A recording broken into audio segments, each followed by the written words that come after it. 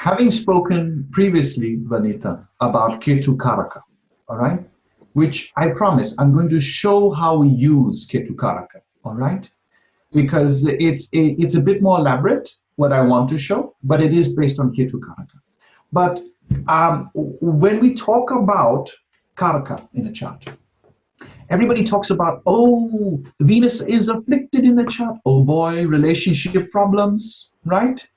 So instead of me going to a different realm and going to talk about Ketu from a different perspective, I need to talk about, just like Shukra is the Karaka for relationships, Ketu is the Karaka also for something, right? And just as we talk about Shukra afflicted causing relationship problems, what happens when Ketu is afflicted? All right?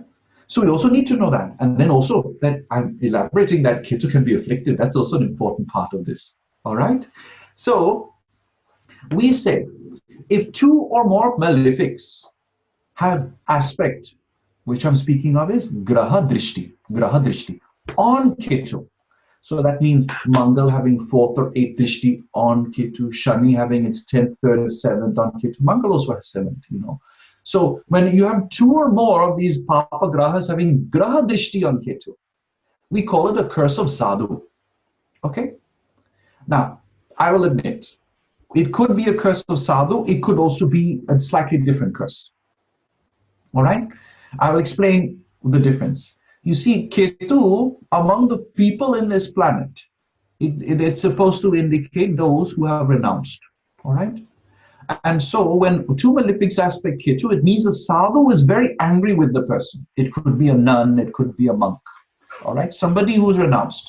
And when this anger comes upon the person, certain results will happen in the person's life.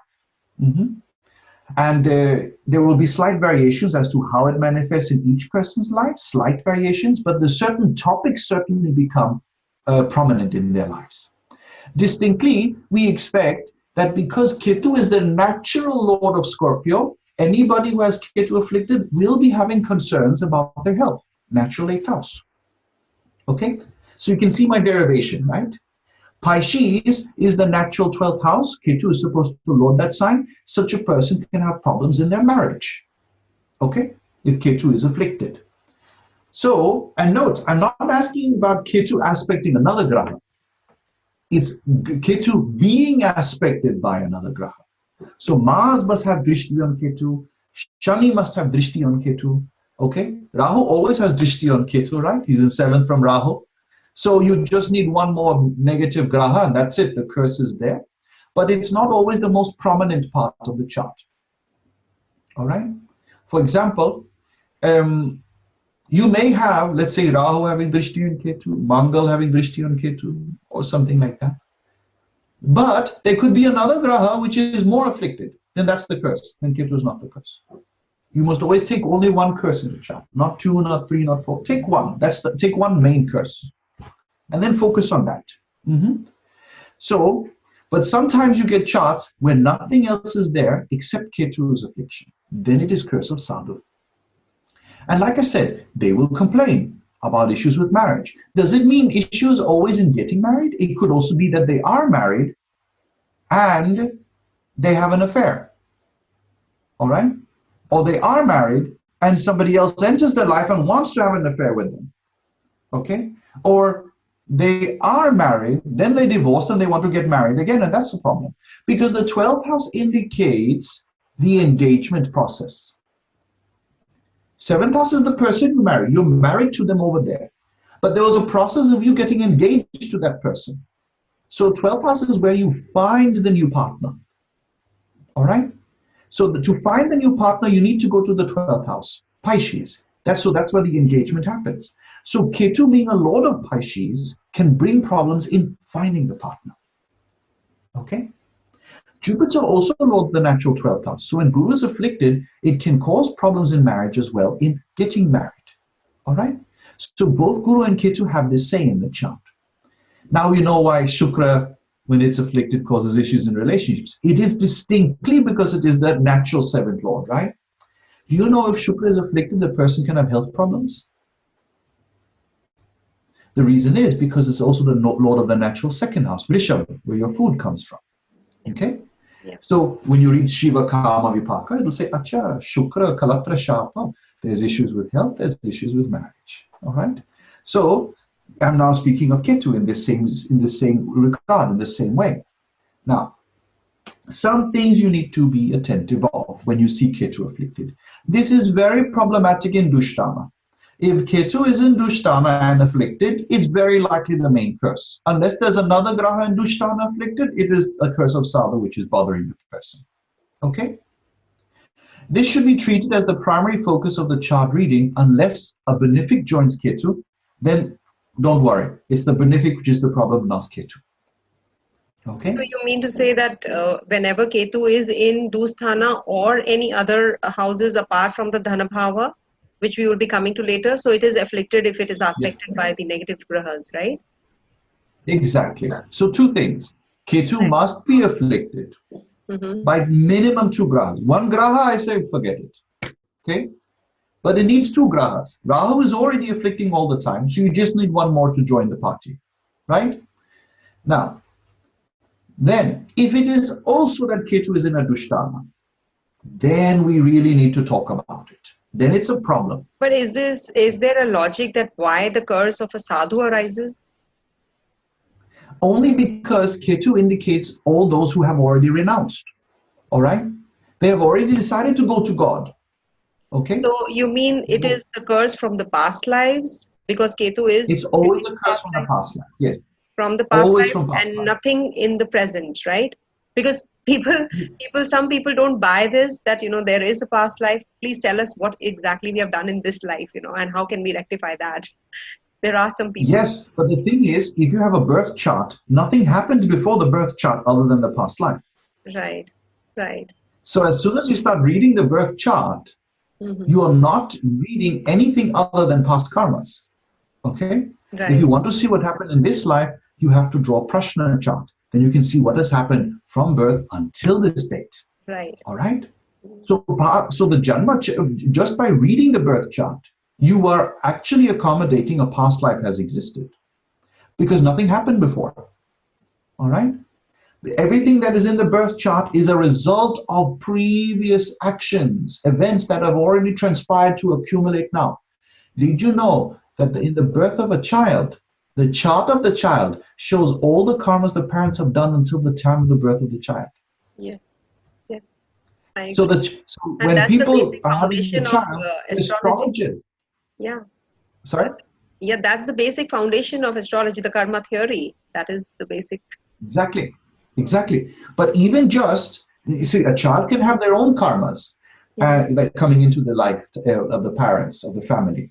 But the family is very interested in, the family astrology is very interested in, what is that birth chart going to be of the child which is coming, because it is telling us in which direction the karma of the parents is going. Okay? Because they have done something also to bring this child into their life. So the child is a stamp of how well have you done so far? How is your process so far? Okay? So it's all about what has happened previously. So when people say they don't believe in a past life, I say, no problem. I won't tell you what happened in your past life. I will tell you what is the result of those actions in this life. Okay? Because it'll impact this life in some way, right? So so I'll say it's a curse of sadhu. Now the question you really asked was, does the person see some indications of issues with sadhus in this life because of that curse? Not necessarily. But they will see issues with their own countrymen. Ketu, remember? They will not feel comfortable in their own country and they will want to leave that country. Right. Okay? Yes. What is very good for such people? If they can make it to a positive by marrying a foreigner. Being with a foreigner, relationship with foreign, then Ketu becomes very auspicious in the chart. Right. Because then Ketu doesn't bother them. All right? Right. Now, and then I say here, Ketu in Dana Baba and afflicted can make the person extremely wealthy from property, provided one benefic also aspects or joins. All right? So, does this mean the curse is not there? No, the curse can still be there. The difference is that the curse will later become digested and turn into a positive with time. All right? They will still have some issues. They will still. But it's a bit more easy for the person if it is in Dana Bhava. I have not mentioned Kendra. That's the last houses I did not mention here. If you notice here, Dushtana I've mentioned and Dana Bhava I've mentioned, but I have not mentioned Kendra. If I mention Kendra, I've got all the houses. Now, if Ketu is afflicted in Kendra, usually it shows that the finances are shaking. Okay. All right? And it's really a process of managing finances, because when Kendras are afflicted, it also implies that there is some instability in sustaining the person's life. Mm-hmm. Okay? Yes. And this is really how we differentiate. Kendra is your foundation. Dhana Bhava is the wealth which feeds that foundation. And Dushtana is that which is removing the foundation. So if the Kendra shakes, the foundation itself is shaking. All right? So these are the three ways that I like to, put across the Bhava systems. All right? People like to differentiate Kendra and Kona as one group. No, Kendra is one group. Dhana Bhava and Kona are in another group by themselves. Yeah. Because, we are supposed to be all living on this planet. And I was taught that in this planet is, this Bhuloka is like the Muladhara Chakra. And this Muladhara Chakra is, there's this, just like in a lotus, right, which has a root underwater. So just like that, we are bound to this planet through gravity. Okay? Right. And this Muladhara Chakra has only 4 petals coming out. All right? These 4 petals are the Kendra houses. Right. Everything else is water. Yep. Okay? True. And the Kona distinctly is the sunlight which makes the petals of this lotus open every day. Okay? Beautiful. Yeah, that's a beautiful version. The 2nd and 11th is the other food that feeds that lotus to keep it alive every day. All right? So these are Dhana Bhava. Some Dhana coming from the sky in the form of light, some Dhana coming from the water and the earth in the form of Prithvi, which is earth, and Jala, which is water. So these are feeding this lotus that is our Muladhara Chakra. And these Kendras are the pivot of that. They are the most important. Everything else is water. And everything else is wishy-washy. Because these Dhana Bhava, sometimes the light will not come because of shade, sometimes the water will be dry, sometimes the earth will not be appropriate. These Dhana Bhava are really causing a mess. Okay? And then what if there are unwanted circumstances, storms which come? What if there are droughts? What if there is desert in the vicinity, sand which is blowing over the water and ruining the lotus petals and things like that? That's all Dushtana. Yeah. Okay? So the whole Bhava theory can be explained like that. That's the way I. Our body itself is, 70% water, so you can. Yes, relate. Very important for us. Some animals don't have this problem, right? Right. But we do need water. The amount of water in our body is actually the definition of our age. Like when we're younger, we have more water in our body. When we're elder, we have less water in our body. We dry up. And so some people would argue, if we can continue increasing the water in our body, then we will stay young. Yes. Yes. Yeah. Gives good reason to drink more water. When this affliction happens, draw the Ketu chakra to understand how life is impacting the person. So I'm going to explain the Ketu chakra, but before that I'll explain affliction. All right? So we'll start with one chart. So her name is Kate Latske, all right? I believe that's how you pronounce it, Kate Latske. She was a Nazi resistance fighter, a German Nazi resistance fighter. Distinctly, she was part of the German Communist Party fighting the Nazis' takeover of power in Germany. So she was in essence fighting the Nazis before everybody else was, okay? Now in her chart, I noticed that Ketu is placed in a Dushtana. Remember, we are careful now, it's in Dushtana. And it is having the affliction of Rahu, of course, but Shani is joined Rahu, so it's also sharing the drishti on Ketu. So because of that, this is a curse. This is a full-blown curse. All right? Now, as a result of this, we should start interpreting this. We should expect 2 types of results mainly. Number 1, we should expect issues with health, and the other, we should expect issues with marriage. Okay? The other one is, can you repeat that? The other result is Ketu's issues with marriage. Okay. So health and marriage. Now, she had a life partner for 15 years but never married him. Okay? More importantly, Ketu is interested in giving marriage for the sake of having kids, because he's interested in creating a new family. It could be having kids, it could be having in-laws. He wants the expansion of the family to happen. That is Ketu's role. Actually, we use Ketu to see how your relationship with in-laws is going to be. All right? So Ketu is all about that as well. That's how he bridges the gap to the new family. So when you see such a position, maybe the person did not marry, or maybe they did not expand their family. She did not have kids, by the way. All right? She did not have kids. Now, going a bit further, this Ketu in her chart is the Lagna Lord in the Ketu, in the 8th house. So could it be that this curse is something that she's bringing upon herself? Okay. Lagna Lord is what you're doing. So maybe you are bringing up your own curse. All right? So if I say she was a very rebellious person, does that make a person a freedom fighter? Right? A freedom fighter? Rebellious person could be rebelling against the norm. Not everybody rebels against the occupation, but she was rebelling against the dictatorship of the Nazi party. All right? So this is what she was doing. She was rebelling, and she's accommodating this behavior. So that means she's encouraging her own curse. Okay? Distinctly, her life partner was the head of the Communist Party in Germany. Okay? So she not only chose not to marry, maybe the partner also didn't accommodate that. She also chose a life partner who was the head of the Communist Party, fighting the resistance against the Nazi dictatorship. So she's a freedom fighter, and she's going to get beaten for the freedom fight. Okay? Now, when she came to the year 1935, she was arrested by the Nazi party and put in jail. She spent the next 10 years in and out of jail, and finally died because of typhus that she got whilst in jail. So you can see the health problem that came out. All right? Distinctly, she only managed to spend about two years in jail before she got typhus, and her legs also got dropsy. Okay? That means she was really terribly treated in jail, obviously. Quite terribly treated.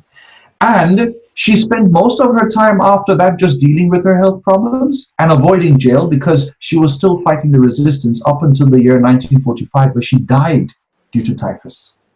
All right? Do you so think, you can see. Sorry to interrupt you. Do you think it's the cause could be that she was born in Ketu Dasha? Was she born in Ketu Dasha because Moon is in Aries?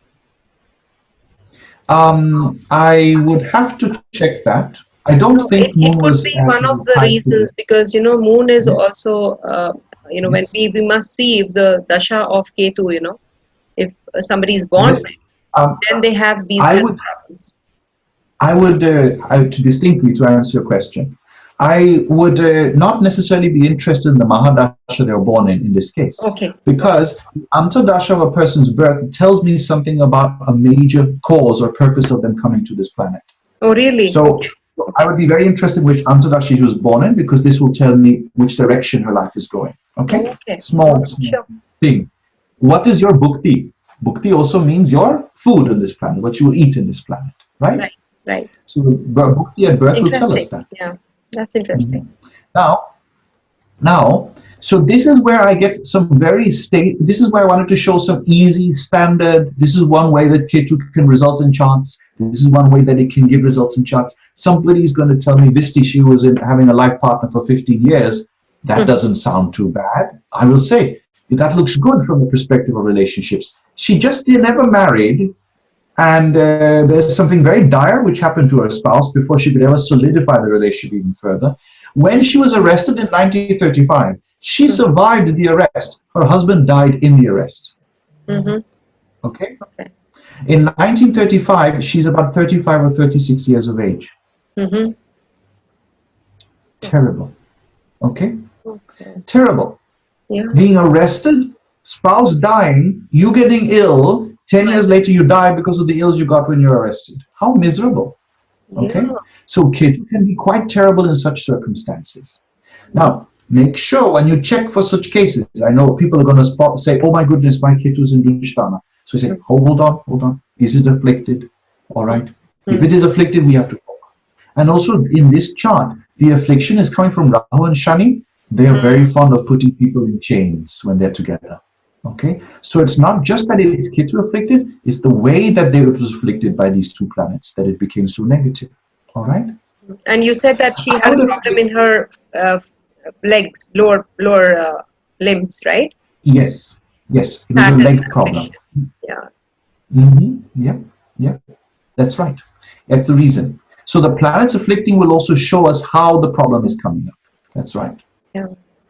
Okay. Somebody is going to say, Visti, you said Ketu may be loading the Pisces. Here Pisces is the 5th house, Lord's Ketu. Maybe that's the reason why she did not have kids. I will not say no to that. There are some other things in this chart which I will look for that, but that's one of the signs that this distinctly is manifesting through an issue with having kids. Maybe she just didn't choose to have them. This positioner Lord of the 8th goes to the 5th, this problem happens. Even that. Yeah, you see, we have both. And there's actually a Nichbhanga Rajyog also forming in the trine. That's right. We would, however, say if Nichbhanga Rajyog is happening in the 5th house, she has to let go of the 5th house to get the Rajyog. Okay. True. Yeah. Right. Yes. All right. So I'm going to show another example of a bit opposite situation. And then in this chart, I've chosen a very different person, Jeb Bush. Okay, very different. He has Ketu in the 11th house. So he belongs to the Dhana Bhava category. All right. Shani is having Drishti on this Ketu. And Rahu, of course, is as well. Surya will have 7th house Drishti. He's also considered a Papa Graha. But one benefic Chandra is also there having Drishti. Okay. Now, what people don't know so much about with Jeb Bush is his main wealth came when he, at the age of 27, was employed in a real estate agency. And within a few years of being employed in that, he became extremely wealthy. He became a partner in the same real estate agency and got 40% of the profits. What was that we said about Ketu? Conjoined property. Yeah. Okay? Yes. So distinctly we have seen that a massive amount of wealth is coming from there. Then he started using that to invest in mobiles, broadband. You could maybe infer he would get into different types of companies related to cell phone technology. Ketu has to do with IT and things like that, communications of systems like computers that are communicating. Small watches, we say, are Ketu, microprocessors, are small watches. So Ketu is indicating all such earnings. Then you get into water pumps. Then we say, Hacha, how does Ketu have to do with water pumps? No, it's in Cancer. Cancer has to do with water. Okay. Then footwear. Ketu has to do with the lowest part of the body. So it could be the feet, maybe. Okay. Maybe that's the reason. And then we say that fire equipment. What is fire equipment? It's not fire equipment. It's water equipment to put out fires, right? So that's again Cancer over here. And this makes up his main wealth before he even entered politics. Okay? So that's a big part of his life, that Ketu. Do you know that his wife is from Cuba? She's not American. She's from Cuba. Okay? Yeah. So somehow he made Ketu auspicious, right? This is the second chart in a row that you've taken Venus exalted.